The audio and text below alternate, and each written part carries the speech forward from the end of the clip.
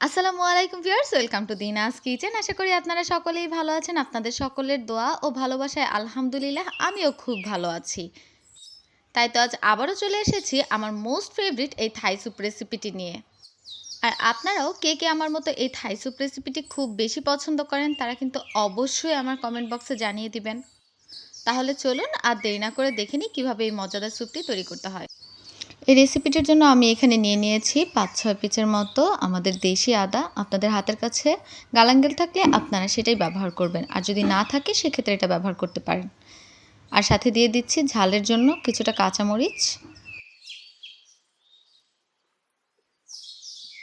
আর এই Thai soup রান্নার জন্য মোস্ট ইম্পর্ট্যান্ট ইনগ্রিডিয়েন্টস হচ্ছে এই লেমন গ্রাস। এই গ্রাসটি আমি আমার সবজি বাগানে লাগিয়েছি, আপনারা চাইলে বেলকনিতেও লাগিয়ে নিতে পারেন যেন সারা বছর খেতে পারেন। আমি এখানে লাইম গ্রাসগুলোকে কিছুটা থেতো করে নিয়েছি যেন সুঘ্রাণটা আরও সুন্দরভাবে ছড়ায়।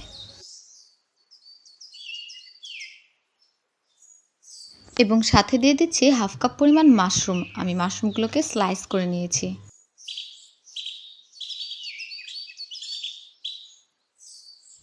আরও দিয়ে দিচ্ছি সাথে হাফ কাপ পরিমাণ চিংড়ি মাছ। এই চিংড়ি মাছগুলো একটু বেশি বড় হওয়াতে আমি 2 পিস করে কেটে নিয়েছি এবং লেজের দিকটাতে আমি কিছুটা খোসা রেখে দিয়েছি। এতে স্যুপটা তৈরি হওয়ার পরে দেখতে খুবই ইন্টারেস্টিং লাগে।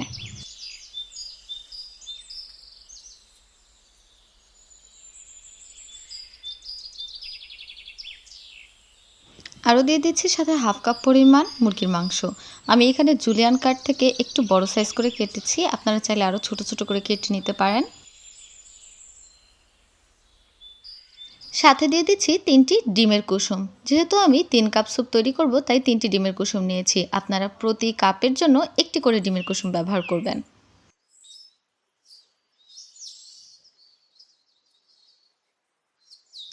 এবং অন্য একটি বাটিতে আমি 2 টেবিল চামচ কর্নফ্লাওয়ার হাফ কাপ পানির সাথে গুলিয়ে নিচ্ছি।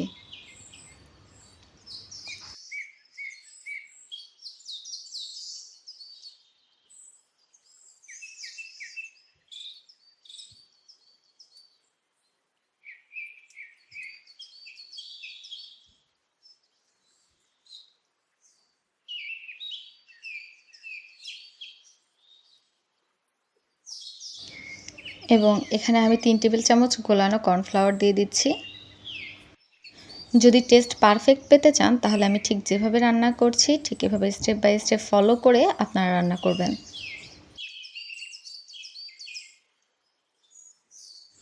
সব কিছু একদম ভালোভাবে মিক্স করে নিচ্ছি।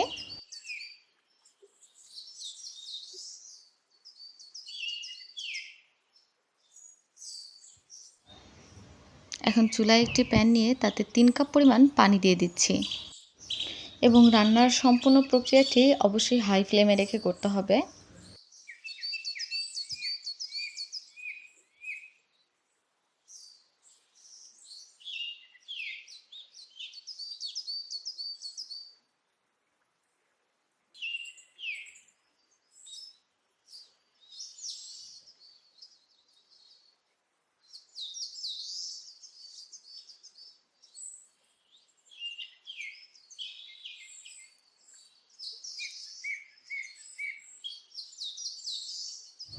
পানিটা একটু গরম হওয়ার পর আমি সাথে দিয়ে দিচ্ছি হাফ কাপ পরিমাণ রেড চিলি সস।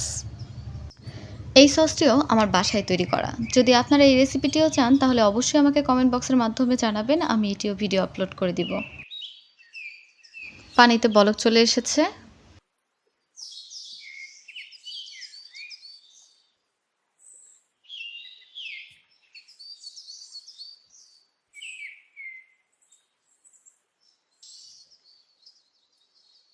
এই পর্যায়ে আমি দিয়ে দিচ্ছি স্বাদমতো লবণ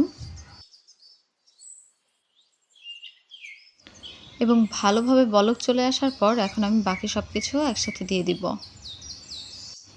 এই রান্নাটা করার সময় সবসময় নাড়তে থাকতে হবে, তবেই পারফেক্ট টেস্টটা পাওয়া যাবে।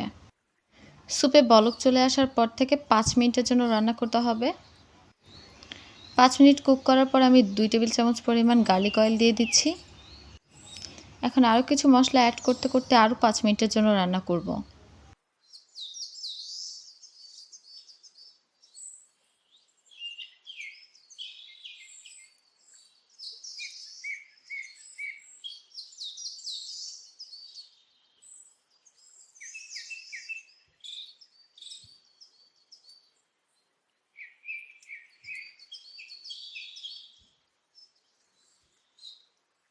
সাথে দিয়ে দিচ্ছি 1 টেবিল চামচের মতো ফিশ সস।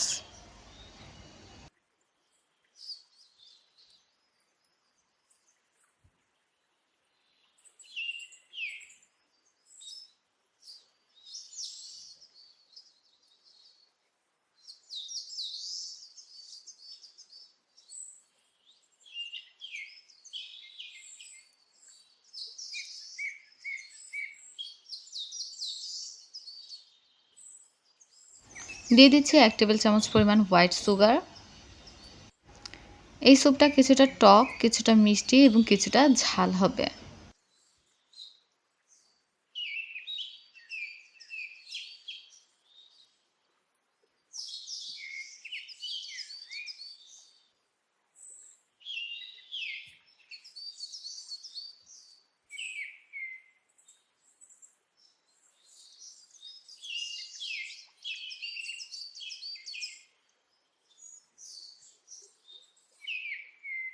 দিয়ে দিচ্ছি হাফ চা চামচ পরিমাণ গোলমরিচ গুঁড়া।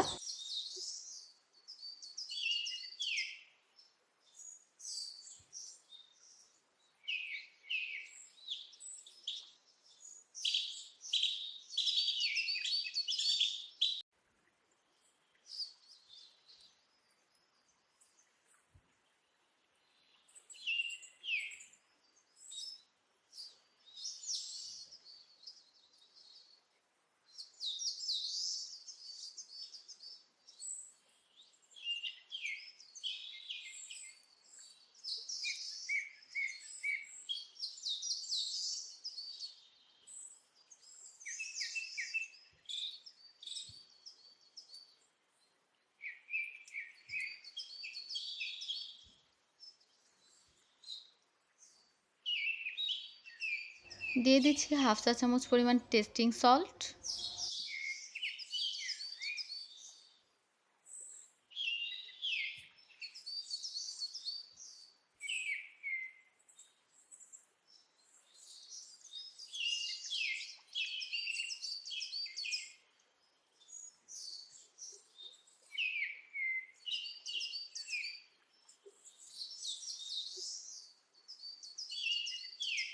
দেখতেই পাচ্ছেন প্রায় 10 মিনিট রান্নার পর কতটা ঘন হয়ে এসেছে।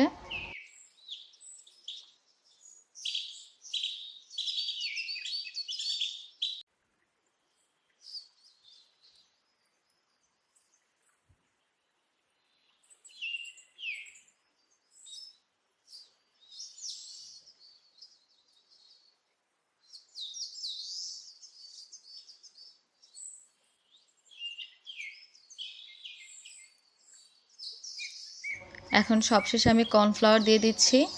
আমি অল্প অল্প করে দিচ্ছি যেন ঘনত্বটা বোঝা যায়। আপনারা অল্প অল্প করে দিবেন যেন আপনাদের প্রয়োজনীয় ঘনত্ব অনুযায়ী নামিয়ে নিতে পারেন। আর একসাথে দিয়ে দিলে কর্নফ্লাওয়ারগুলো দলা পাকিয়ে যায়, তাই অল্প অল্প করে দেওয়াটাই বেটার। আমার সবটুকুই লেগেছে।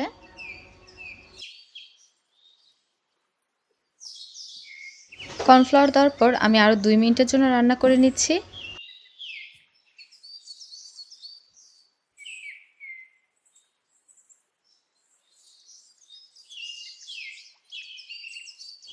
ব্যাস, এই তো তৈরি হয়ে গেল আমার ফেভারিট থাই স্যুপ। এখন শুধু মজা করে খাওয়ার পালা। দেখতেই পাচ্ছেন কতটা দারুণ লাগছে দেখতে এবং ঘনত্বটাও পারফেক্ট হয়েছে। যারা আমার রেসিপিটি একবারের জন্য হলেও ট্রাই করবেন তারা অবশ্যই আমাকে কমেন্টের মাধ্যমে জানাবেন আপনাদের টেস্টটা কেমন এসেছে।